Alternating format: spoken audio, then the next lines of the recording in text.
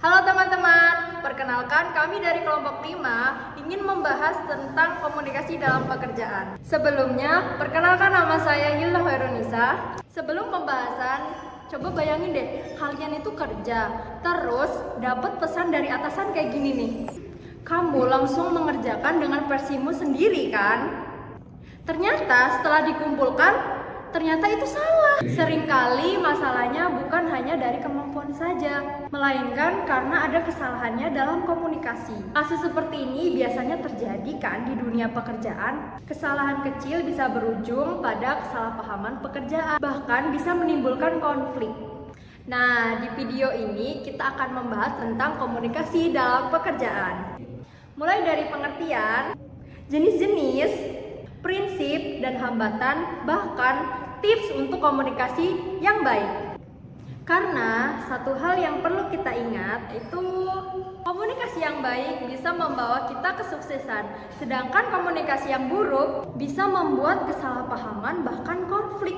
Komunikasi adalah proses cara penyampaian informasi atau ide satu pihak ke pihak lain dan mencapai tujuan bersama. Jenis-jenis dalam komunikasi pekerjaan itu ada 4.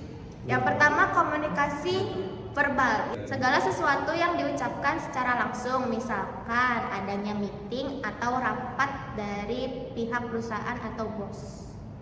Yang kedua yaitu komunikasi nonverbal yang seringkali disampaikan dengan kata-kata yang lebih jujur. Contohnya adalah ekspresi muka dari tatapan bos secara langsung, mulai dari tatapan bos yang fokus dan intonasi yang tegas, serta anggukan dari bos yang menyetujui dalam presentasi atau meeting tersebut. Yang ketiga yaitu komunikasi tertulis yang mempunyai rekam digital atau jejak fisik. Contohnya itu adalah laporan bulanan dan email kepada pihak perusahaan. Yang keempat itu ada komunikasi visual, yaitu berupa bagan atau diagram yang ditampilkan pada saat presentasi di depan bos ataupun pihak perusahaan. Yang selanjutnya adalah tips komunikasi secara efektif. Ada 5 tips komunikasi agar efektif. Yang pertama ialah dengarkan secara aktif. Yang kedua, jangan menyimpulkan secara sepihak. Yang ketiga ialah menggunakan bahasa yang sederhana dan profesional. Selanjutnya yaitu adalah perhatikan gaya bahasa tubuh. Dan yang kelima adalah lakukan konfirmasi ulang. Contohnya seperti, baik Ibu, laporan saya siapkan ya. Dan yang paling penting ialah komunikasi bukan hanya tentang berbicara, tetapi memahami dan dipahami. Prinsip komunikasi efektif. Yang pertama, pesan harus jelas agar tidak membingungkan. Yang kedua, singkat tapi lengkap. Yang ketiga, harus sopan, apalagi di tempat kerja profesional. Yang keempat, harus tepat atau sesuai fakta. Kelima, lengkap. Pastikan semua informasi sudah disiapkan. Pastikan semua informasi penting sudah disampaikan.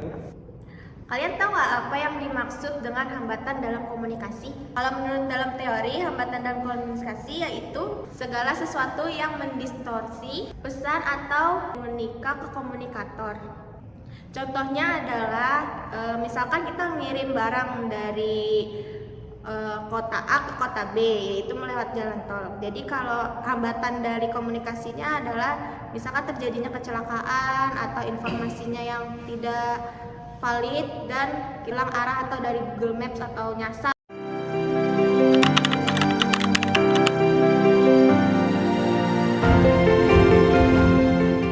Wah, akhirnya kita sampai juga ya di tahap interview ini. Jujur aja, nggak terlalu takut sama ngomong aja.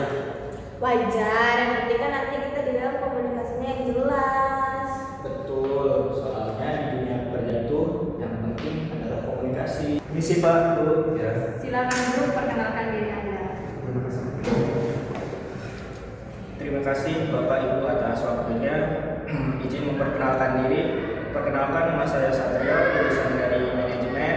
Menurut Anda, apa pentingnya komunikasi dalam pekerjaan? Sangat penting Pak, karena komunikasi yang jelas dan baik itu bisa menghindari kesalahpahaman. Bagaimana jika terjadi konflik dalam tim? Baik itu, saya akan mendengarkan semua pihak terlebih dahulu lalu mencari solusinya. Permisi Bapak Ibu. Ya, silakan duduk. Saya Alfian, lulusan Santai aja, kami hanya ingin melihat cara kamu komunikasi dalam tim. Saya lebih suka kerja sendiri lebih cepat. Kalau Anda diharuskan bekerja dalam tim, Ya, ikut saja. Permisi Pak, Bu. Silakan duduk dan perkenalkan nama Anda. Terima kasih Bu. Ya. Perkenalkan nama saya Reni. Saya biasa bekerja dalam tim dan berkomunikasi dua arah. apa maksud dari komunikasi dua arah? Di dua arah itu bukan menyampaikan pendapat saja, tapi juga mendengarkan dan komunikasi yang baik itu memahami bukan hanya mendengarkan saja. Bagaimana jika terjadi miskomunikasi? Klarifikasi dengan langsung dan sopan. Satrio percaya diri, Reni juga pendengar yang aktif. Iya, keduanya itu juga bagus. Bima itu sebenarnya punya potensi dalam komunikasi, cuma dia mungkin kurang pede kan. Untuk semuanya silahkan masuk. Untuk kalian, terima kasih atas partisipasinya dan waktunya. Untuk keputusan kami sudah berdiskusi dan kami sepakat atas yang terpilih di PT kami itu adalah Satrio dan Leni. Baik, terima kasih atas kesempatan ini. Jangan menyerah ya, mungkin nanti kamu bisa komunikasi lagi dengan baik, belajar lagi, latihan lagi ya. Iya, kamu tuh sebenarnya punya kemampuan, tinggal menyampaikannya saja ya.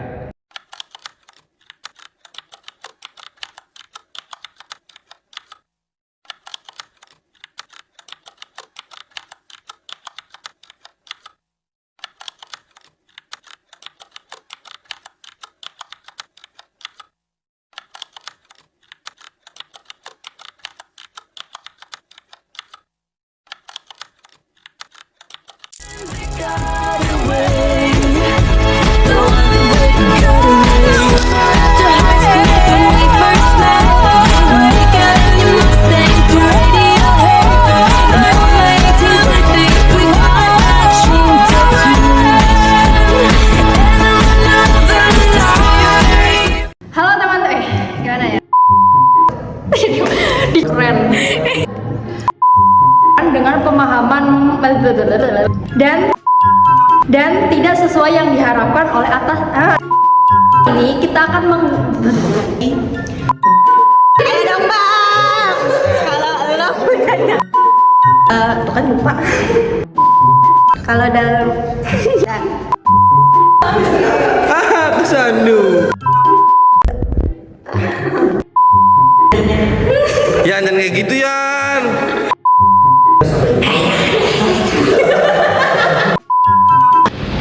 Dari mana nih?